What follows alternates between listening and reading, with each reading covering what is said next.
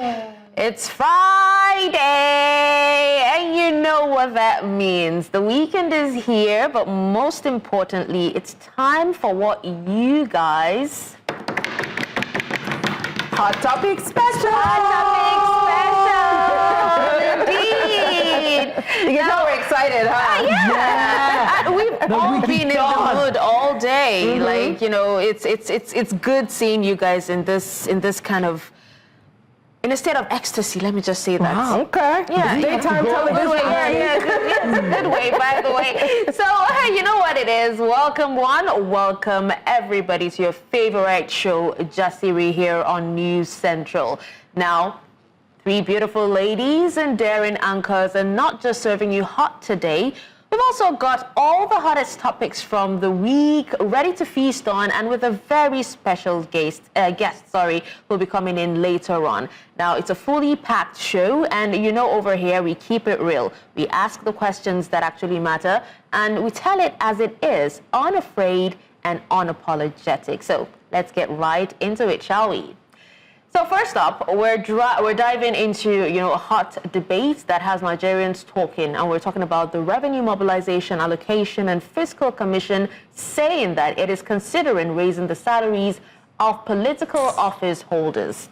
Now, they've argued that these salaries have not changed since 2008. And right now, the president takes home about 1.5 million naira per month, while ministers earn less than 1 million naira. But here's the catch. Nigeria's minimum wage is just 1 million? No, I mean 70,000 naira only. You know, recently, they just recently upgraded it from 30,000 naira after it took so long. And even at that, many states still cannot even afford to pay that amount. Okay, I will just continue. According to RMAFC chairman, Dr. Mohammed Bello Shehu, he says, and I would quote, "You cannot pay a minister less than 1 million per month since 2008 and expect him to put in his best without necessarily being involved in other things. You pay either a CBN governor or the DG 10 times more than you pay the president. This is not just right. Or you pay him, that is the head of an agency, 20 times higher than the Attorney General of the Federation. That is absolutely not right." End of quote. Now, the question is, with the cost of living skyrocketing daily, is this the right time to be talking about a pay raise for politicians? Will higher salaries reduce corruption and boost performance, or does it simply reward failure? We asked Nigerians on the street what they think. Now you're going to sit back and let's take a look together at what they said. This is Jasiri on the streets. Our numbers, tell them, let them hear it. We, the masses of Nigeria, we are ready to do that job. Don't pay us salary. There are graduates who wants to do that job free of charge without collecting anything. Let this message get to them and let them look for me and kill me.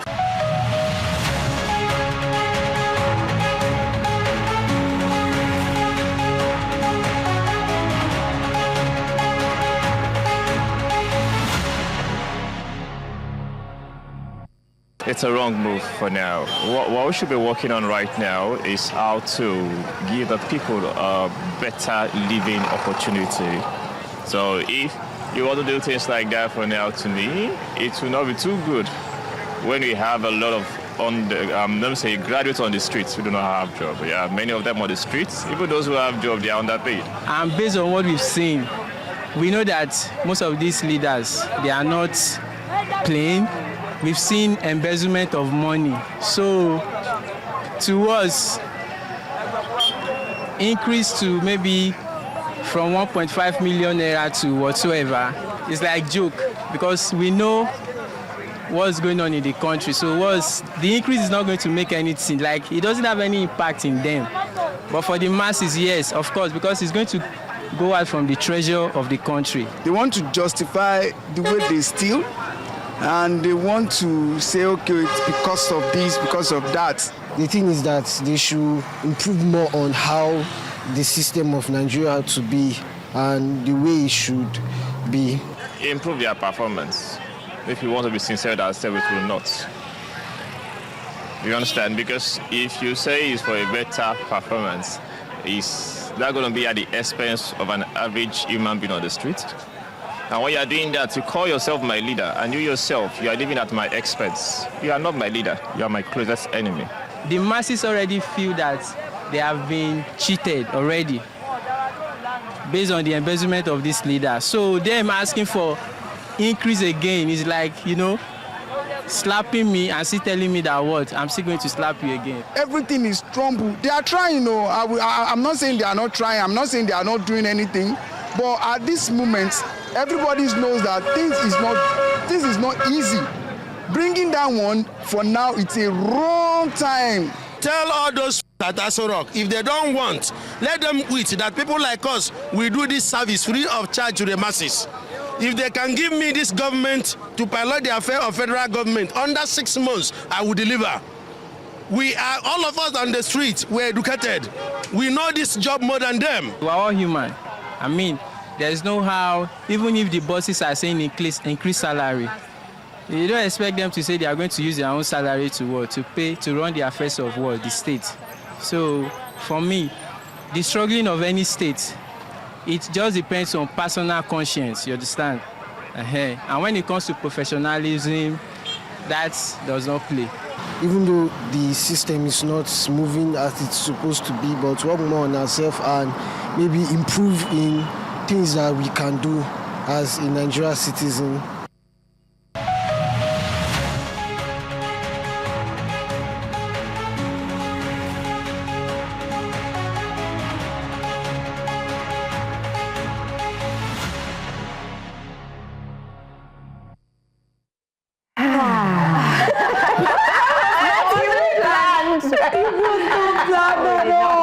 Plan it at all. Oh my God. I said it before, I think it was earlier this week, that Nigeria is a daily reality show. It is. Honestly. It's a daily reality show. You wake up and you just go with the flow. It's unscripted television. That's what you get with Nigeria. Honestly. Yeah, you're looking at, sometimes I'm wondering at the timeliness and what they were thinking when they bring out these policies or they say the things that they say. Is it that they don't feel the pulse of the nation at all? I think that's a rhetoric question. I think It's a rhetoric question. If they do, there are some things that, if I'm in governance, honestly, I think one of the things that Nigerian leadership has failed to do is to get, cutthroat PR professionals and, image launderers. Because if you are going to do this openly, you have to make us at least believe something. You Believe that what you are doing is right. There's a way they will sell it to us that even me, I'll say, oh. They need Trump's PR person. Lolo, I think the reason why we all sighed in the first place is because we're tired. We've heard this over and over again. But do you even think that they need your permission?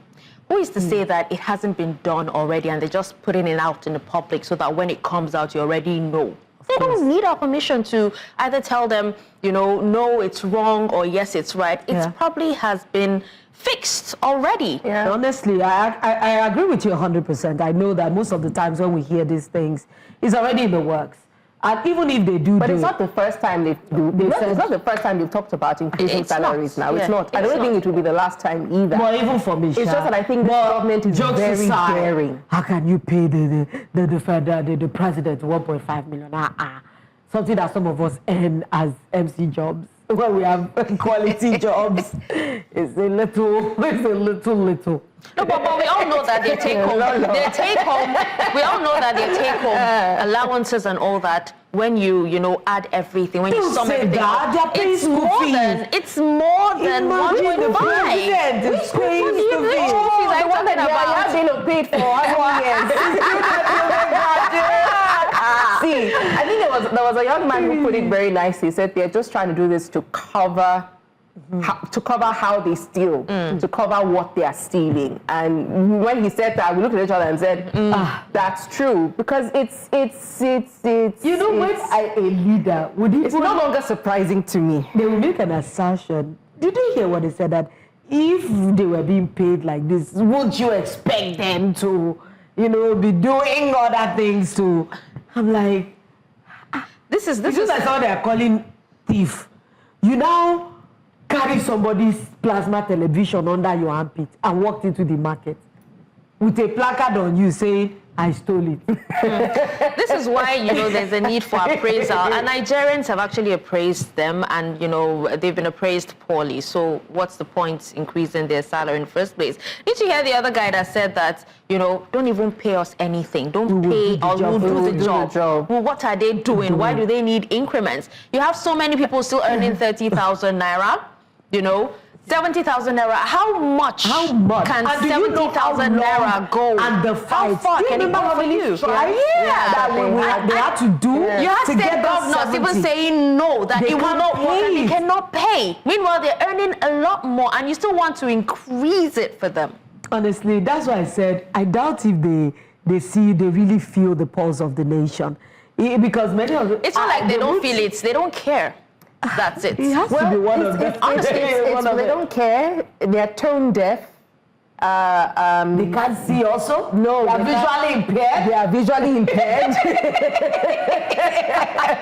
Because I'm looking for a pari passu of many things. No, but some of these things are outrightly shameful. The people of Nigeria, look at how people are living. The standard of living has really fallen. People just adjust. Because there's nothing else they can do. There's no standard of living, no. There is no standard of living. We are standing on the... We are all standing on the... If you know how much people are suffering, Lolo. A lot. If you know how much they're suffering, do you know I was trying some days ago about having a discussion with my own immediate family about how much we need to conserve rice. I bought a bag of rice 2 days ago, 90,000. They are doing this secret yo-yo thing. Maybe a week before you see it at 80, maybe 85. 87, next week is 90, 92, 90. Everything is just fluctuating up and down, just like petrol. Some filling stations this week you see 800 and something. The next week you see 900 and something. I'm just wondering that, is it until people die on the streets that they can pick carcasses of dead bodies and say, a lot of us have had to adjust. These people are really hungry and they are dying. Even for me, I eat once a day. Of course. Yeah, I eat just once a day. It's not intermittent fasting. It's not. A lot of people say they are watching their weight. They're watching their weight. They lie. Not lie. You know, and we are people that I would say that, okay, let's just say we're middle class. There are so many people that are struggling to make ends meet. A crate of egg is 6,000 naira. In this holiday, long holiday, even if your children boil one egg for a meal and you have like a family of 4, that means that's 4 eggs out of the 24. That means one crate of egg, if you eat at least one, maybe a rice meal or a spaghetti meal once a day, a crate of egg will run out in 1 week. Did you hear Kati yesterday when she said she told her children to choose between pomo and egg? Which one? Because it sounds funny sometimes, but you know a lot of people would come out and play about it. No, but I know how many families are thoroughly adjusted. Yeah, I think one of the things that's important to mention about this adjusting and cost of things going up is that the quality is not increasing. So I was talking to a friend of mine yesterday. Was like, how do you charge a 50K job? The output of the work that you are giving me, you are now charging 200K for it. I said, well, first of all, you have to understand that times have changed and everything has gone up. It doesn't necessarily mean that the quality has increased with the price going up, but you just have to. This is when you now start deciphering, you now start sifting what is important, what value do I place here. That's exactly what you do. Honestly, and look at us now. Parents are working. This is August. By September, everybody will be paying school fees. Is it not the second week? Is it not the second week in September that they're going back? I'm sorry. Don't hasten me. You know, a lot of parents, that means even their salaries, even as much as it's not enough, they have to still save. Imagine if a family is earning minimum wage. That means between the parents, let's say 70K, that's 140,000, and they have 3 children. How much do you think school fees is? Some of them, they cannot save the children's school fees in 6 months, 1 term, because they will eat, they will transport themselves out of that 70K. They will keep their house, and there's still black tax on the side, and emergency occurrences that they cannot plan for. So that means if you are earning 70K, it's like you are below the poverty line. You know, there's something they call poverty line. A lot of people are below it.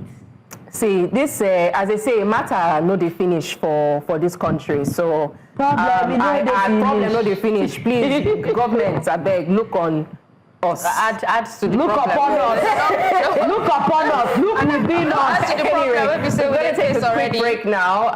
When we come back, we are hitting the hot topics nice and hot. As Dashen will say, This is Hot Topics O'Clock on Jasiri. Now, straight to the first story because, you know, there's no time.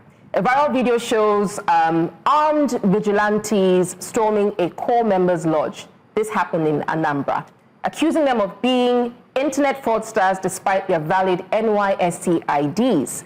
Shockingly, the operatives were next seen beating and stripping this lady, Jennifer, of her clothes, ignoring her cries for help. The backlash, though, was swift. Nigerians called on Governor Charles Soludo to bring the culprits to book. The state government responded. 8 vigilante operatives were dismissed. Jennifer's medical bills were fully covered. Her valuables were replaced and a public apology issued. The operatives have also been handed over to the police for prosecution. Now, a follow-up video from the group's head confirmed that the handover, stressing that no order was ever given to brutalize citizens. Soludo's aide also made it clear there will be zero tolerance for brutality or abuse of office. The Nigerian Bar Association, NBA, has also condemned the assault, describing it as degrading, inhumane, and a direct violation of her dignity and fundamental human rights. While commending the swift action of the Anambra state government, the NBA insists that the culprits must be prosecuted, not just dismissed, to serve as both justice for Jennifer and a deterrence for others. They are also calling for the comprehensive training, reorientation, and capacity building for all security operatives to ensure respect for human rights. Let's take some reactions first, because I know that Chionye, you forgive me. I just saw a video of Jennifer Edema Elobo, a female NYSC core member that was brutalized and stripped naked by vigilante operatives in Anambra. This is so sad. How did we end up with thugs in uniforms? At what point will the average Nigerian decide that enough is enough? Well, this one says they should be sentenced to prison, a long-term SEF. These bad eggs are not needed in security operations. You are to secure citizens and protect their way of life and not molesting them.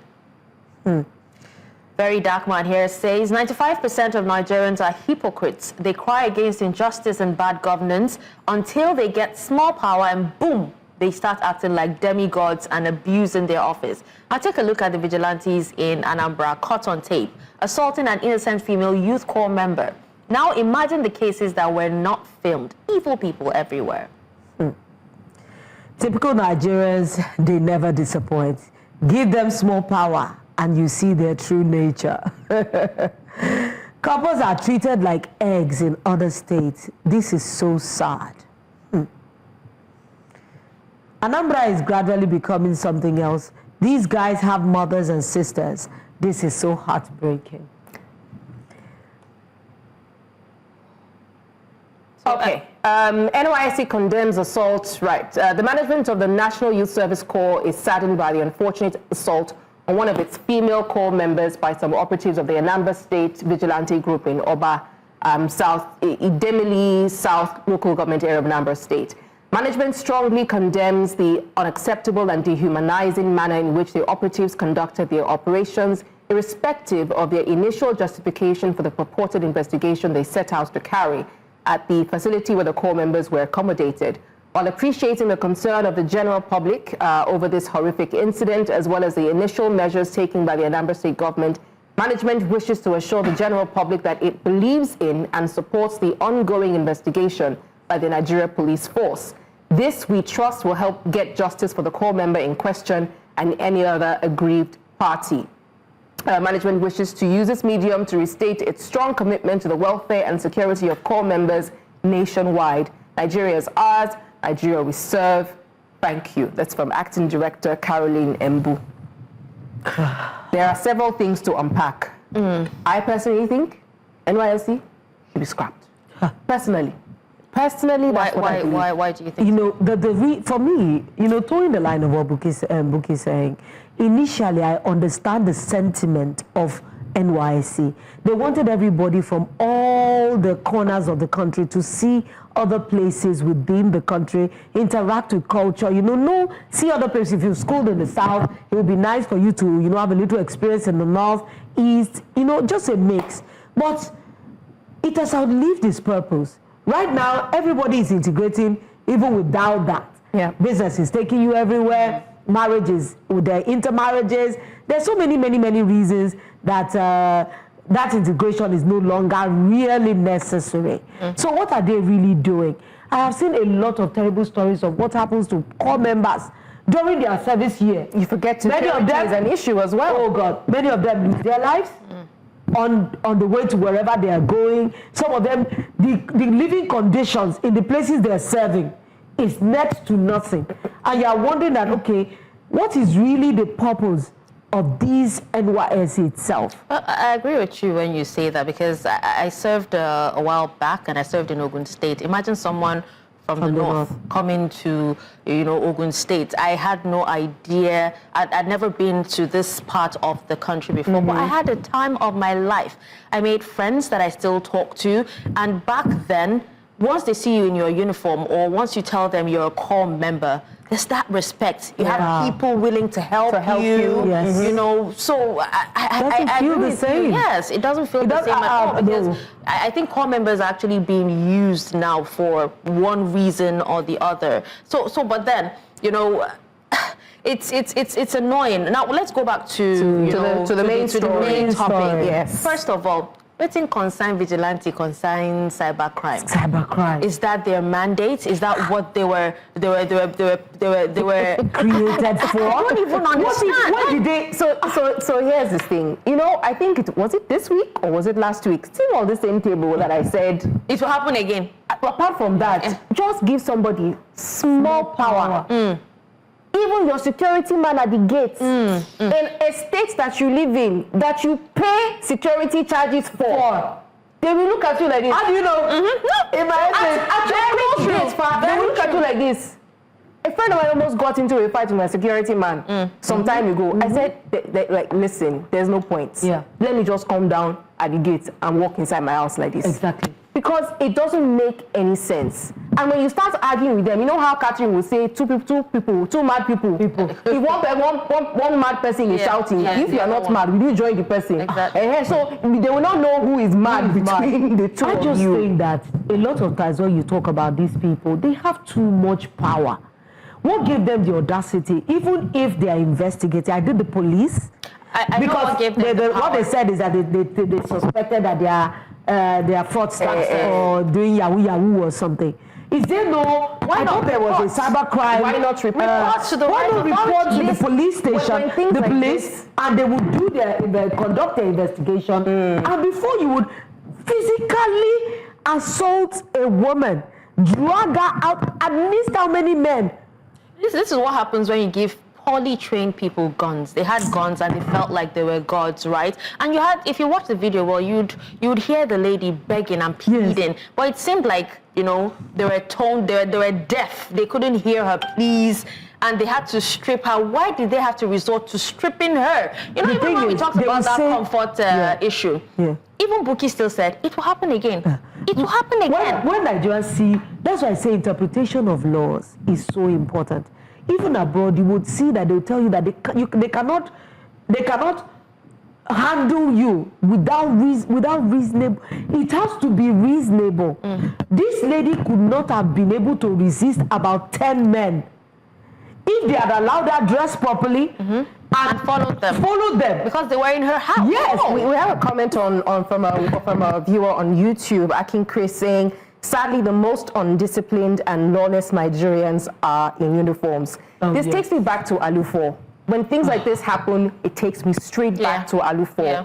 Because at the end of the day, right, vigilante groups, they're not trained necessarily, they're not properly trained security officials or officers. Yeah. They are still the people in the community. They're just volunteers. They're just volunteers. Just volunteers. And it's the same volunteers, it's the same people that are purporting vigilante, whatever, that will lynch people in public. Exactly. And you know she's an NYSC corps member. That means she just came to the community. Even if she's from the, I don't know if she's from the state. So they should be treated with a little bit of, dignity. Respect and dignity that, this corps member, wear your clothes, follow us. So I read through the comments, yesterday, and I saw so many people who lived in Anambra saying that this is not the first time this has happened. Are you kidding? That this is the first time it's been failed by a brave person, but it's been going on for so long. So what happened in those times, when it happened and people didn't know about it?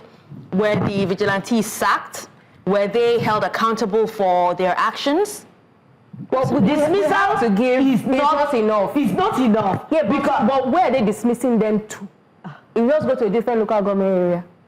Where are they dismissing them to? When they even say vigilante group, are these not volunteers we're talking about? We're not even talking about the police force that they can even transfer you from place to place. These are just people that are volunteering from within the community. So dismissing them from the vigilante group, that does not deter them. Exactly. So there need to be some kind of punishment, prosecution. That's why I agree with what the NBA said. Yeah. It will serve as a deterrent. So that in case you are in a vigilante group and power wants to overtake you, you will control yourself. Or after you leave the vigilante and then you feel like you've held a gun before, so you have access to buy one, and you decide to go into robbery, you decide to go into kidnapping. So the punishment is part of the same ring and people that also. So this thing is very annoying. It's actually quite annoying. All the debate that went on when Amoteku was going to come up with the South, that they were trying to find out if they should be given arms or not. But if any vigilante, even security operatives, it's just now, are you telling me that at an event, a bouncer that is not a police officer or an army officer who carry gun at an event? Is that how it's going to be? Well, they do in some places, depending on the kind of clientele or the people that they're expecting to see. But I think one of the things that people are triggered, when you give people power, they become trigger happy. Yeah, and there's no control. There's no way to stop them. Once that power gets into there, even just between us, if you lock all of us in a box, you will see something. Survival mode and the dignity of this girl in question, because I don't want them to just give her a public apology. It's not just apology. They need to compensate her in some way, because her dignity. Do you know what it means for somebody to be stripped naked?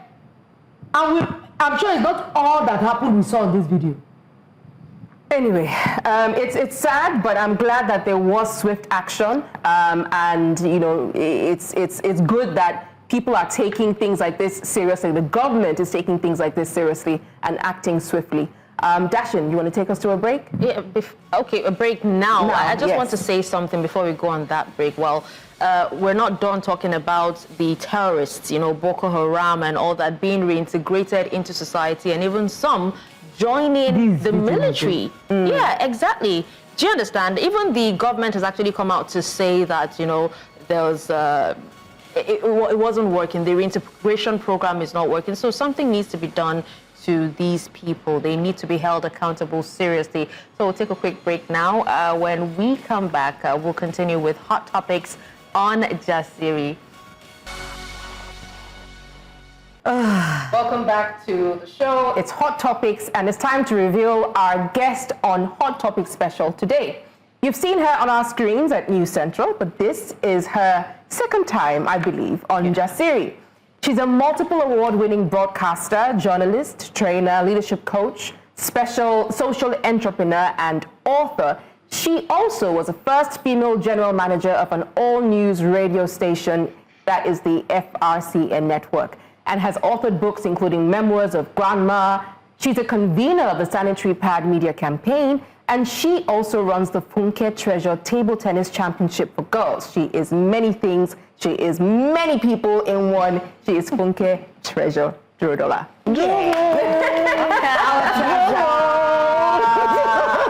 Akintoye now, please. Oh, yes. Akintoye, I beg your pardon. You know I don't know you, Tete. I know. You're very welcome. Thank you. Good to be here on Good to have you. I'm wondering where we're going because everything. Okay, so just before you came on, we were talking about the NYSC corps member, the female NYSC corps member that was attacked in Anambra. I think you had a quick comment about that, and then we'll go straight into the next story. Yeah. I remember posting that story, and I was quite appalled that that could be happening in Nigeria. I mean, the way that woman was dragged, you know, underwear, this one, that one. And I'm even more shocked that it had happened like weeks back. And the governor of the state is just telling us that, well, it happened, I think he said in July. So my question or my worry is, so if it didn't make national news via social media, we wouldn't have known about it, and is it that it wouldn't have taken any action? So that it puts a question mark on the entire story and how the Anambra state government handled it. That's a very good point. I wasn't even sure, because I thought what I heard, part of the story was that it wasn't a recent, it wasn't recent, that maybe it happened last year. You know, we never really know what the actual details of things are. Yeah. But if it was quite recent, and you say, as you say, and it happened in July, or as the governor said, then it does beg to question, you know, why did it take so long? And then also highlights, I think, the power of social media now. That's it. You know, nobody wants to be caught with their pants down. Yes, exactly. Yes, let's go into the juicy part of it. Now I want to bring us a story that last week we couldn't get into. It's a bit, you know, a lot of other things are taking center stage. But media personality Toke Makinwa announced her pregnancy. And while it should have been like a purely celebratory moment, the internet went all out, and they had a lot to say. From support to harsh criticism, many reactions tied her decision to ongoing conversations about single motherhood. It raises the question, why do personal choices by women attract so much public policing? I think it's a good place to start. Maybe we want to see the reactions of the story before we dig in ourselves. All right, we have Ray Gabriel here saying she was called barren, but God said, hold my glass. 1 year later, she's a mom, guys. Eat sweet me, die. We also have Ash here says, oh, wow, happy for her. This is really good news. Honestly, her journey is quite touching. You won't really know what people are going through, but God never fails at all. Motherhood soon. I wish her all the best. I love how happy she sounds. Congratulations, Toke. This blessing will reach everyone. This is from Oyeyemi. Shagun Aluya here says, for the sake of those who may be misguided, we must say this. Willfully getting pregnant outside of wedlock is not godly and has nothing to do with the God of the Bible. The lady, or this lady, is shining and sinning. Sinning. This lady is sinning, and she'll be counseled to refrain from telling lies against the holy and righteous God. Selah. Charles here says they want to celebrate having kids without being married and their kids having a father figure. This is the kind of society they want to project to the rest of us as normal, right? This one here says, marriage is not an achievement, but God is never late. After you don't carry belle, this is to tell you that the internet is not a real place.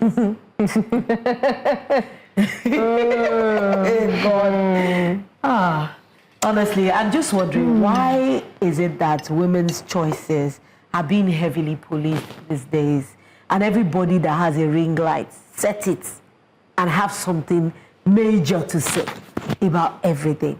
I just, because Funke Treasure is our guest today, What are your thoughts? Because I'm sure My thoughts are you saw varied. the announcements and you saw the reactions. Yeah, and I've watched the videos as well. I watched lady blogger Mavis Asian Queen, dissect this over the weekend. And I've watched, a video of the baby shower, is that what it's called? Yeah, with Tiwa and the rest of them, all of them feeling really appreciative of what God has done. This is my stand, and I don't care what you think. I think surrogacy or IVF is God's way of intervening in the cries of many women to have children of their own.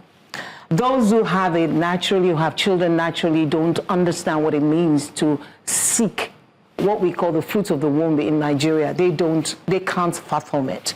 So if you find solution in IVF or surrogacy, it is foolish, and I will use that word foolish, of anybody to sit in their own homes and hold their own phones and start, writing that this is sinning, this is this, this is that. There are different ways of getting surrogacy. I know a friend, she's passed on now. She struggled so much with IVF. And then I think she did it like 5 times, and then she did surrogacy, and that pregnancy came, the surrogate mother lost that pregnancy. And she had dealt with fibroid for a while. So the doctor said, okay, it was a new doctor. It's like, why are you not carrying it yourself? Oh, like, she's done IVF many times, it's failed. She had fibroids, so that's also is there. And the doctor just said, let's try again. And they tried, she got pregnant with IVF, and she had twins. Wow. A set of twins. She had those babies in Canada. She's passed on now. When they were 6, she had, and then she passed on. So somebody is sitting down there and saying God is not in this. How? So and then for single mothers, because it's both ways. My friend was married. For single mothers, I think some people just want women to be miserable and then to be all dependent on men. I am a feminist. Check the dictionary meaning of feminism. It doesn't mean man hater. It doesn't mean rebel. All right? It means that you're asking for the rights of women, the rights to their bodies, their right to live, their right to dignity, and all of that. It is nothing to do with hatred of men. I love my guys. Honestly, just advocacy for women. So if we now see, how do women become single mothers? It takes 2 to tango, doesn't it? Somebody must have been responsible for the baby in anybody's, womb. And then you have the child, and somebody has to be either irresponsible, either the woman or the woman, resulting into that kind of situation. Then you raise the child, and people then label you as single mother. It's funny, you tell women to leave abusive marriages, then they leave, them why? Then you start labeling them single mothers. Are we even serious? I just want to, say 2 things now. I remember when Tolu has asked me twice, on 2 occasions, if I wanted to get married. And I told her, I think I'm more interested in having a child than getting married at this point, because the caliber of men out there, I really cannot say, I'm not generalizing, but most of them are not just responsible, right? And then I remember speaking to one of our guests this week, was it this week or last week? And I spoke to her, and what she did was she advised that she doesn't advise me to, have a child outside of wedlock or be a single mother, because the child will need a fatherly figure and all that. And I told her, I have brothers. I have male friends around, so those people can actually act as father figures, right? And I asked her a question. I said, so what do you say to a woman who was married and lost her husband at a very young age, but still has children? What do you say to a woman who is divorced and probably the father is not even interested at all in the life of those kids? What do you say to a woman who got pregnant and the man ran away and doesn't want to take responsibility? Would you tell her not to raise those children because you feel, that she won't do a good job? I laugh because I'm a single mom and everybody has one thing or the other to say. Experientially, I am experiencing my own life. I know the challenges of being one. Nobody really chooses a life that is difficult. Honestly, I wonder, nobody. and when they say you're a single mom and you're raising your children, and I'm asking, okay, when the marriage broke up and the children are in between us, you don't want them, I don't want them. Should we have just thrown them into the bush? Exactly. And nobody stepping up to take charge or to stepping in to take charge and care for the children who have no business in what has happened. Sometimes I'm wondering how intelligent people are when they talk about these things. I am even not even going to speak. I want to speak to Jesus ambassadors. Oh yes, and I want to as well. I want to speak to Jesus ambassadors. I'm a Christian myself. And I'm wondering these people that are holding forth for God, that everyone that has sinned, when you look at the terminology of the Christian definition of sin, a person willfully wants to give glory to God for something, and you are expecting her not to because you said she is not married. A lot of people just think that sin is only adultery or fornication. You're judging her. That's a sin as well. You stand with your kiniko and say, oh, she should not give glory to the God of the Bible. Are you the God of the Bible? Okay. Where the woman that came to the pool, to the well to meet Jesus, that has had many husbands, why did Jesus drink their water? He should have said, you carry me with his sinful hands. I shall not partake of such. I think that there are different things, at play, and maybe I have differing views on certain things. Of course, a woman's choice is a woman's choice, and she should be allowed, she has a right to choose, to make her decisions.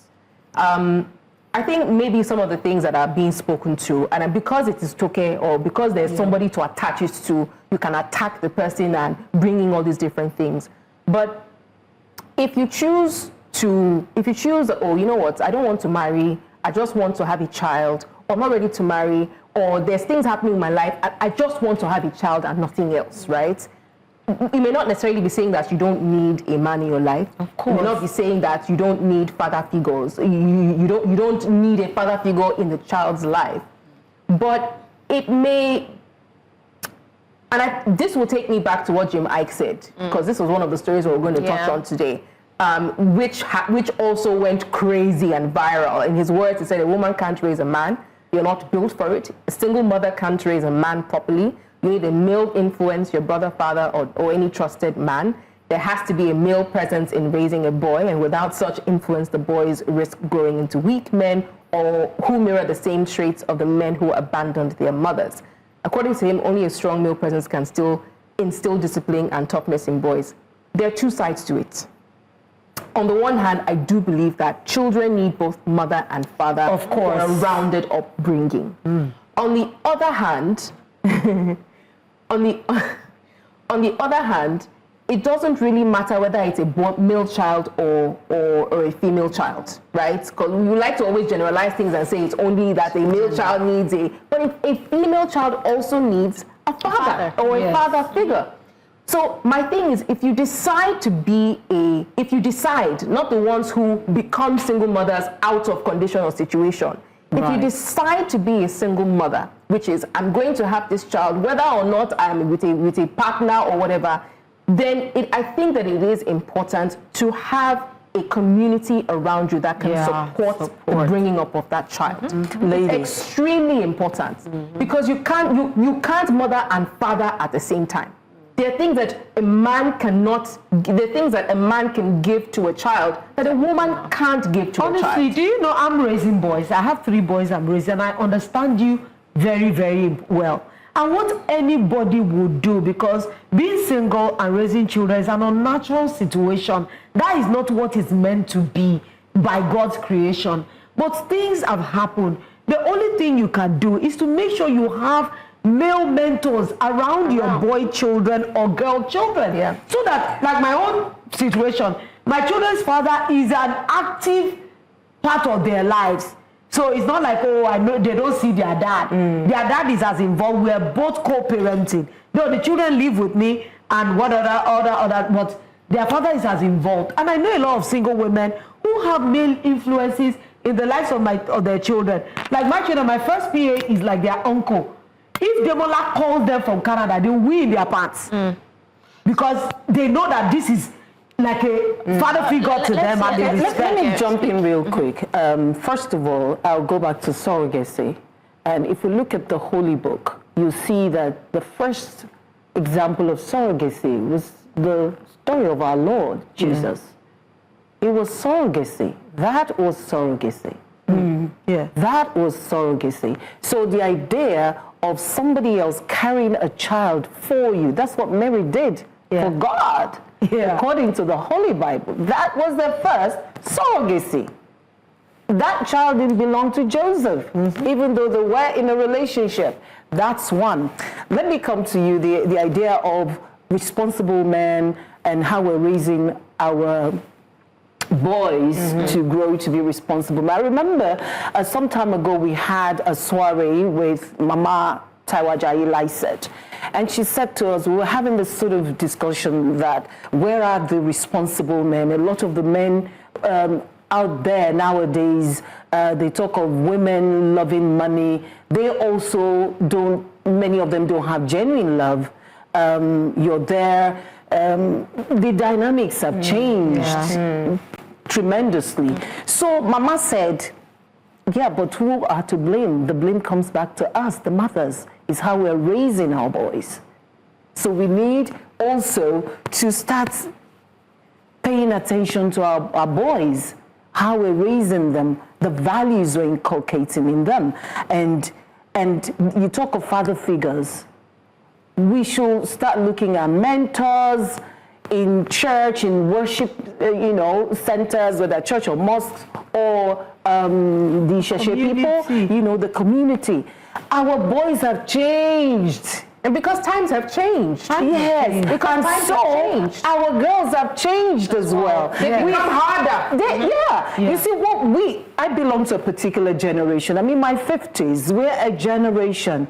The generation of the Gen Zs that we have now have seen what happened to their aunts and their moms. And they don't want that. They don't want that. So I said to my friend the other day, the way we have baby mamas nowadays, you will literally die first before you go to your mom to say you now have babies. But it is a norm now. They don't even bat an eyelid about it. They just have their babies and go on with their lives. Right. And they end up being really super achievers. So things have changed. For a man to come into the life of, a successful broadcaster or a successful designer, you have to have substance. You can't just come and say, I can afford my own car. I can afford my own thing. What are you bringing to the table? Oh my God. Thank you. We're out of time. We want to say thank you especially to Ms. Treasure for being our guest. Amazing. I wish you had enough time. This is not enough, honestly. But we're just going to zip it for now. We'll see everyone next week on Monday, bright and early. Thank you so much for being a part of our week. We'll see you next week. Bye for now. Bye-bye. Bye.